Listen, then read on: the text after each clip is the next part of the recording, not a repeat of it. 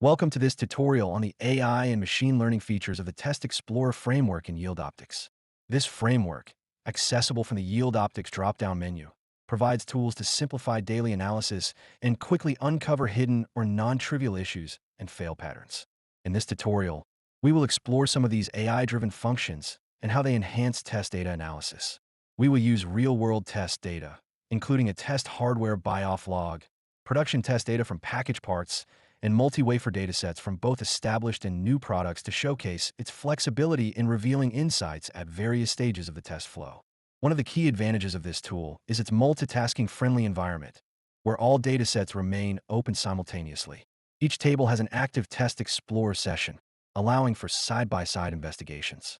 Let's explore how these AI-enhanced features can transform test data analysis. To begin, let's look at the first log file and enable the AI-powered function accessible from the Tabulate Pareto RCA button.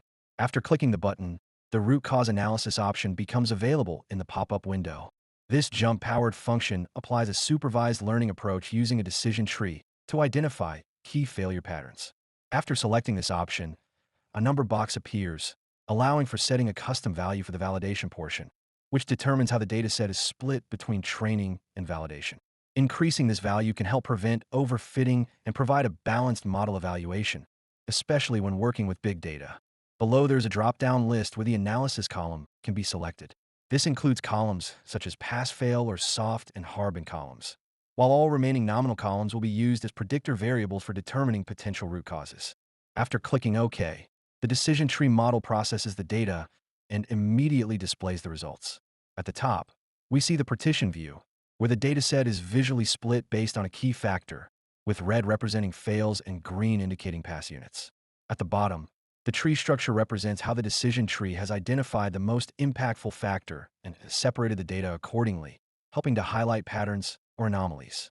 In this case, the decision tree highlights Site 7 as a key factor with all failures linked to it, suggesting a site-related issue.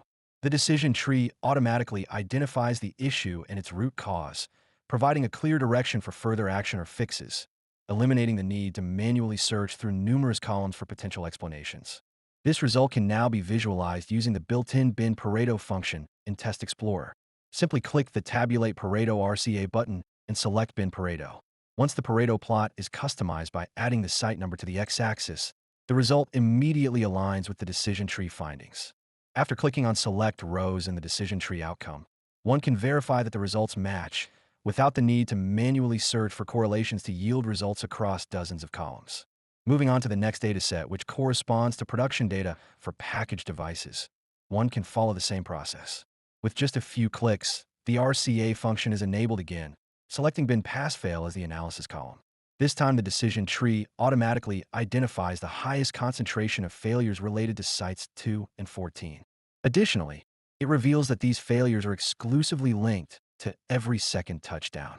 Again, this result can be visualized using the neighbor to the RCA bin Pareto function. By following the RCA results, the touchdown number is set on the x-axis and site number as the grouping variable on the y-axis using a simple drag-and-drop method. From here, the plot highlights both sites 2 and 14 as outliers. Further selecting rows in the decision tree output allows pinpointing the exact touchdown events causing these failures. Root cause analysis is not limited to the pass-fail information as input.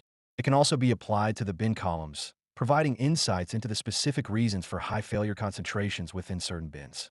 The analysis can be revisited by running the root cause analysis function again, this time using the soft bin column as the analysis variable. The results show that sites 2 and 14 are outliers for bin 2, which is colored in dark green. The same issue is highlighted again, confirming that the failing touchdowns occur nearly every second time, providing a consistent view with the initial pass-fail analysis. Moving on to multi-wafer production data, RCA can be started immediately without any prior manual inspection of the data, using soft bin pass-fail column as the input variable. The machine learning algorithm instantly identifies 4 outlying touchdowns with the highest failure concentrations on one of the wafers in the dataset, as indicated by the red bars. Since wafer test data is being analyzed, these results can be verified with a wafer map created using the Generate Basic Maps function in YieldOptix. Customizing the display by soft bin pass-fail information allows visual confirmation of the detected anomalies. By selecting rows in the decision tree outcome, the affected touchdowns can be quickly highlighted. The pattern observed could be easily misinterpreted as a fab lithography mask issue, even by experienced engineers. To further illustrate this, the wafer map can be colored by prober touchdown number, revealing a perfect overlay between the RCA detected issue and the prober map. Let's begin the analysis on the new product wafer dataset by creating a wafer map using the Generate Basic Maps function to illustrate yield spatial patterns with soft-bin pass-fail information.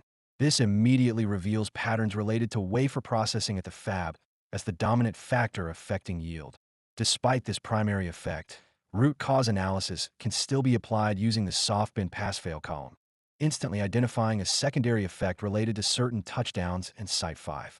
This result can be verified using a bin Pareto chart by splitting the single stack bar by site number on the x-axis. The results confirm that the highest failure concentration and lowest yield align with Site 5. This demonstrates how RCA not only detects primary failure mechanisms, but also reveals secondary yield contributors that may otherwise go unnoticed. Using just 2 buttons and no prior manual data inspection, key issues were identified across different test flows within a few minutes. The next AI machine learning feature in Test Explorer completely transforms how failing tests and yield impacts are assessed. Traditional failing test tables cannot easily answer questions like, which tests tend to fail together for the same units? If one test is fixed, will the yield recover? These answers are difficult to obtain using typical bin-based approaches, which are time-consuming, especially in the new product introduction phase. Additionally, in continue-on-fail mode, failing tests may be assigned to multiple bins, requiring repetitive analysis without clear context, as shown in the summary table after breaking results by soft bin information. This increases overall failure review time and makes it harder to determine whether failures share the same root cause. This limitation is why more advanced techniques are needed for deeper insights. The solution is yet another AI and machine learning-powered feature in Test Explorer, Get Fail Pattern Clusters. This feature uses a hierarchical clustering approach to automatically group devices with similar test failure patterns within the data. After pressing the Get Fail Pattern Clusters button, a dendrogram is generated. The x-axis displays failing test names, while the y-axis represents units. Green indicates a pass, and red represents a fail. Immediately, 3 major clusters appear, representing groups of tests and units failing with the same signature, each corresponding to a specific issue. Instead of manually analyzing individual tests or bin results, failure groups can now be interactively explored in the dendrogram. The first cluster contains only one failing test. The dendrogram is fully interactive, meaning there's no need to focus on extracting test names manually. Clicking the cluster frame below the x-axis automatically filters tests in the Test Explorer test list window. From here, results can immediately be visualized using quick plots in Test Explorer by selecting the normal quantile plot for assessment. Returning to the dendrogram, the corresponding failing units can also be selected by clicking the frame that groups rows on the y-axis, highlighting the relevant data points in the created chart. The second cluster contains a group of tests with a common naming core, differing only by the voltage conditions specified at the end of each test name. To analyze this pattern, a box plot can be used to group all measurements into a single chart, providing context for the data. By selecting Parallel Box Plot from the Quick Plots menu, a chart is generated with test names on the x-axis and measurement values on the y-axis, with blue lines representing test limits.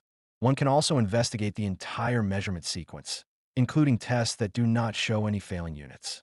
This can be done by simply clicking the All tab in the box list representing Test Field 5, where in this particular case, the sweep condition is applied. Recreating the parallel box plot with these settings provides full context for measurement trends across different voltage conditions, allowing for a visual assessment of whether the test limits are appropriate for the results. Returning to the clustering output, the affected units within the second cluster can be selected and are then interactively highlighted in all previously generated plots. Looking at the third cluster, one can see that a large number of units are affected, as indicated by the height of the corresponding rows on the y-axis. By selecting the related tests grouped along the x-axis, they can be transferred to Test Explorer's test list again, and related charts can be generated with quick plots. This time, let's combine normal quantile plots with basic wafer maps to visualize the relationship between failing units and spatial patterns. Additionally, clicking on the failing rows corresponding to these units in the dendrogram highlights them in the created charts. To quantify the number of affected devices and the yield impact, One can use the Find Fails from Selected function in the Test Explorer main window. After pressing OK in the pop-up window, a message appears showing the number of failed rows along with their percentage of all units, indicating the potential yield gain if the issue associated with this failure cluster is resolved. In summary, AI-powered root cause analysis enabled the rapid identification of key failure mechanisms across different test flows, all without manual data filtering, revealing both primary and secondary yield detractors. Additionally, clustering techniques provided deeper insights by grouping failure patterns, making it easier to uncover relationships between failing tests and affected units. By leveraging interactive machine learning tools, these patterns were automatically identified, reducing the need for time-consuming manual reviews of failing test Pareto or binning results. Stay tuned for upcoming tutorials on AI and automation features in YieldOptix. Thanks for watching.